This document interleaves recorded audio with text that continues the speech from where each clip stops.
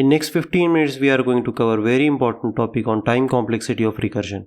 This is so important that students misunderstand recursion code.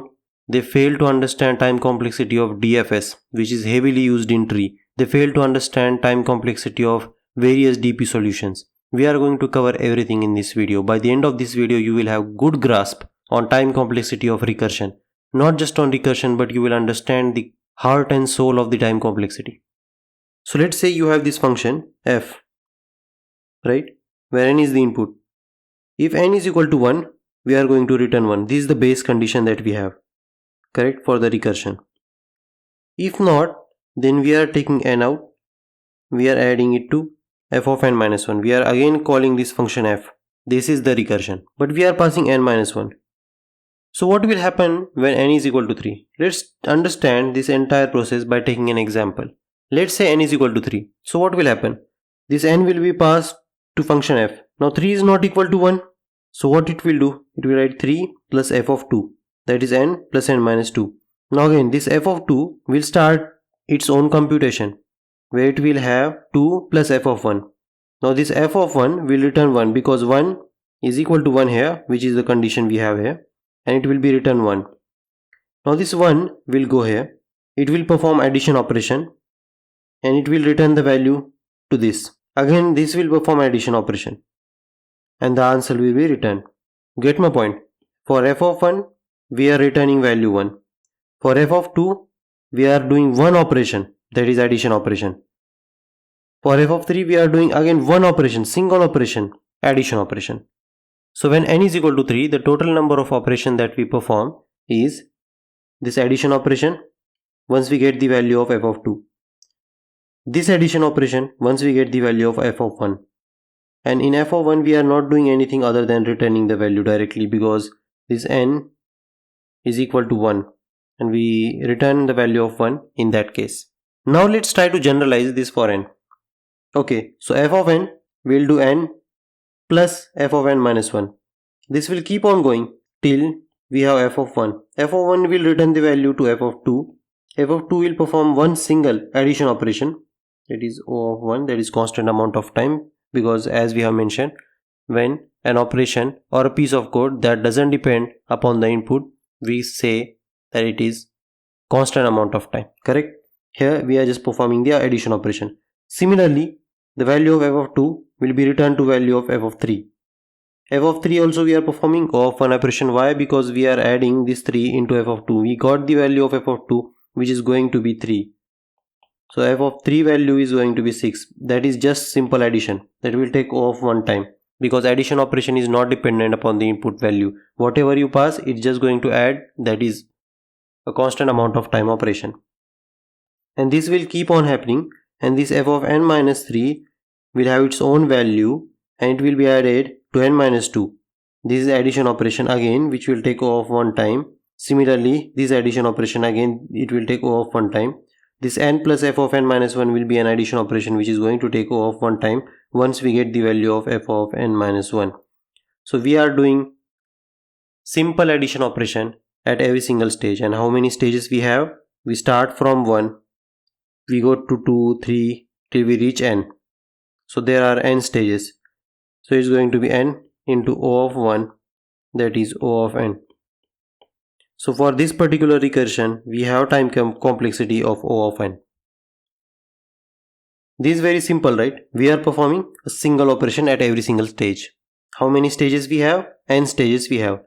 F of n will call f of n minus 1. This calling will keep on going till we reach value 1. Once we reach the value 1, it will return the value 1 itself, correct? And then these addition operations will be performed. Every single addition operation is going to take constant amount of time. So the total time complexity is going to be O of 1, which is constant amount of time taken for the addition. And this operation is getting performed n times. So n into O of 1, the final time complexity will be O of n. Let's do the analysis for this as well. So what will happen? So you have f of n here. It will call f of n minus 1. It will call f of n minus 2. This will keep on happening till we reach f of 1. Correct? Now this f of 1 will return value 1 to f of 2. So this call is done for f of 2. Then it will call n minus 1 again. So f of 1 will be called again. It will return 1. Once we get the value 1 from this call and this call, ultimately what f of 2 is going to do? It's going to add, correct?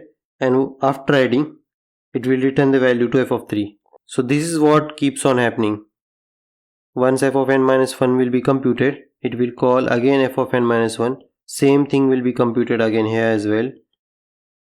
N minus 2, f of n minus 2. This will keep on going. By looking at this, one clear observation that we can see that time complexity in recursion depends upon the number of times function is getting called and the time complexity of every single call. See, the time complexity of every single call here is constant. Why? Because we are performing addition operation and we are just returning the value when n is equal to 1. Now this addition operation has nothing to do with the input n. Correct? It's just going to add two numbers. So time complexity of single call is going to be O of 1 and number of times we are going to call this particular function f is going to be 2 to the power n minus 1. But why 2 to the power n minus 1? Let me show it to you. See, this f of n will call n minus 1. This f of n minus 1 will call n minus 2, n minus 1 twice. So this is how the function call tree will look like. Ultimately, at every single stage, if you observe carefully, at every single stage, there will be one function. Here we have two functions. Here we have four functions and it keep on increasing. It is getting multiplied by 2 at every single stage. Look at this. 1 multiplied by 2, 2. 2 multiplied by 2, 4. Next it will be 8. And at the end it will be 2 to the power n minus 1. Because there will be total n minus 1 stages, right? The final stage will have 2 to the power n minus 1. And that's what we have written here. 1, 2, 4, 8, 16. And we have 2 to the power n minus 1. Something like that. So ultimately you will have 2 power n minus 1 function calls. Every single function call is going to take O of 1 time. So your time complexity is going to be 2 to the power n minus 1 into O of 1, which is going to be 2 to the power n. Why? Because we don't care about this constant, we have already seen it. So time complexity is ultimately going to be 2 to the power n. So the time complexity is ultimately going to be 2 to the power n. See, it's very simple. F of n will call f of n minus 1 and n minus 1. This call will keep on going downward till it reaches 1. Once it reaches to 1, 1 will return the value 1 to 2. This will return value 1. Now what f of 2 is going to do? F of 2 is going to add these two values together. The value of f of 2 is going to 2 and it will return it to 3.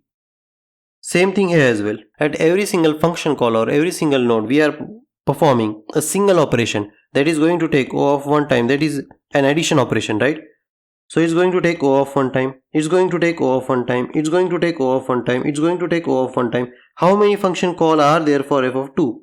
Well, that is going to be 2 to the power n minus 2, correct?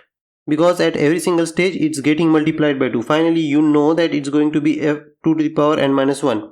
So here total function calls are going to be 2 to the power n minus 2. So the time complexity of this particular stage, only this stage, is going to be 2 to the power n minus 2 into O of 1. That means the time complexity is going to be 2 to the power n minus 2. Let's generalize this. So time complexity of every single stage is going to be 2 to the power h minus 1. H, I am calling it as height. Here height is going to be 1, here height is going to be 2, here height is going to be 3, correct? So time complexity of this is going to be only one operation because we are just going to add these two, correct? Here it will be like 4,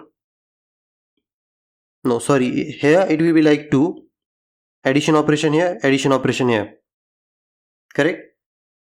So if we sum it all together, ultimately we get this equation 1, 2, 4, 8, 16. Ultimately you will have 2 to the power n minus 1. That's why the total time complexity is going to be O of 2 to the power n. This makes sense to you, right? So the general case is that time complexity of recursion depends upon the number of times function is getting called and the time complexity of a single call. So this is like a generalized formula for it. Now let's move forward. This is recursion with DP, but we will try to understand the time complexity of this. Initially, every single value of this memory array is going to be 0. The value of 1 is going to be 1. So this is the function that we have now. We are going to call this f twice, exactly the same. We are going to store the value into n and then we are going to return it. Next time whenever we call f of n, it will directly return from the memory. It's not going to recompute it again. So the very first time we are computing. After that, whenever it gets called, we are directly returning from the memory because we are updating the memory. Initially every single value is 0 except for memory 1 is going to be 1. Let's take an example where n is going to be 3. So memory 3 currently has value 0. That's why we go to this particular line and we call f of 2 and f of 2. So how function call works, how recursion call works, if you know that, then it will first compute this f of n minus 1 completely. Then only it will call this f of n minus 1. So look at this, I have put a and b here. So first it will call f of 2 with this a, the very first, correct, this portion. Again, memory of 2 has value 0, that's why we go to this particular line and we compute f of 1. Again you have first f of 1, again you have second f of 1. First f of 1 will be computed first. Now the memory of 1 is 1, right? We initialized equal to 1. So it's not equal to 0, it will be returned directly. So the memory of 1 will be returned directly and it will go here. And memory of 1 will be returned directly for the second f of 1 computation and it will go here. The value of this is 1 plus 1 going to be 2. Now memory of 2 has been updated. It's no longer 0. Now memory of 2 has become 2. So this computation is done. This will get value 2. After that, it will call this particular function. Now when second time this f of 2 gets called, it's not going to go to this particular line. Why? Because memory of 2 has been updated and the value we have is 2. So it directly returns. It's not going to call this f of n minus 1 and f of n minus 1 again. So it's going to directly return that value. And after that we will do a single addition operation and we have the final answer. I hope this makes sense to you. So the first time when f of 2 got called, we computed by calling f of 1 and f of 1 twice. But for the second time, we don't have to call f of 1. Why? Because the computation has been already done and memory has been updated. The answer for f of 2 has been stored into an array, into a memory. And as we know the answer directly, we don't need to compute it again. We are just going to return it. So whenever the second f of 2 is get called, this one, we are just going to return answer from the memory. See why this is working, you need to understand. Once in recursion, in f of n call, it encounters f of n minus 1, it computes it to fully. Then only it calls f of n minus 1, the second f of n minus 1. Once the computation is done for this f of n minus 1 and value is returned, then only it will call this f of n minus 1. That's how the recursion works, correct? It will solve for this one first, completely, not partially, completely. So that memory will be updated. Then only it will call this f of n minus 1. That's how the recursion works. So the very first time this f of 2 got called, the proper computation was done. But when second time when f of 2 got called, well, the memory of 2 has been updated and the value is no longer 0, the value is 2. So we are just going to return directly, we are not going to recompute it again. So when second time is called, f of 2 will not reach to this particular position, not just f of 2. Any value, once it's computed, once f of n is computed, whenever second time f of n gets called, the value will be directly returned from the memory because we are updating the memory itself. Now let's look at the tree for this. So f of n will call f of n minus 1 and f of n minus 1, correct? Before this execution starts, this f of n minus 1 will call n minus 2 and n minus 2. Again, similarly, remember, the recursion first executes this completely, then only call this one. So in this entire execution, we get the final value for f of n minus 2. And when you call the second f of n minus 2, it's not going to call f of n minus 3. It's just going to directly return the value. All these values which are not green will not be called. So every single function f of n will be invoked or computed completely only once. After that, no matter how many times you call this f of n value, we are going to return directly from the memory. So what is the time complexity for this? Look at this. This f of 1 will return value and return value, and it will perform an addition operation. So it's going to be O of 1. Now for this, there is no operation. Why there is no operation? Because f of 2 got computed here itself. Once you call f of 2 for this one, it's not going to call f of 1 again. It's directly going to return value from the memory. So no operation here. So at this entire stage, only one operation got performed. No matter how many times you call f of 2 again, it's not going to call f of 1. It's just directly going to return the value from the memory. Same thing. It's going to return the value to 3. 3 will perform an addition operation, that is O of 1 time, constant amount of time. As we already seen, addition operation is not dependent upon the input value. So it's constant amount of time operation. Now, once f of 3 is computed properly, no matter how many times you call f of 3 on this particular level, it's always going to return value from the memory, and it's not going to call f of 2. That's why O of 1 here itself. So at every single stage is going to take O of 1 time only. Is going to perform addition between these two. Value for this will be computed and value for this will directly be returned. Correct? This will be returned directly. This will be computed. So at every single stage, it only takes O of 1 time. One addition. That's it. And how many stages we have? You see, starting from here, value is getting subtracted by 1 at every single stage till it reaches 1. That means there are total n stages. And at every single stage, it's going to take O of 1 time. So total time complexity for this is going to be O of n. So what exactly did we do here? That actually reduced our time from O of 2 to the power n to directly O of n. So what exactly we did here? See, it's very simple to understand. Once the value of f of n is computed, no matter what n is, once this value is computed, no matter how many times you call this exact function with exact value of n, the value is not going to change. There is lot of repetition. For this f of n to get computed, it will call n minus 1. Again it will call n minus 1. Once I compute this value n minus 1 for f of n minus 1, why do I need to compute it again? I am going to store that value in a memory and just going to return that value. Why do I need to call n minus 2 again and recompute everything here?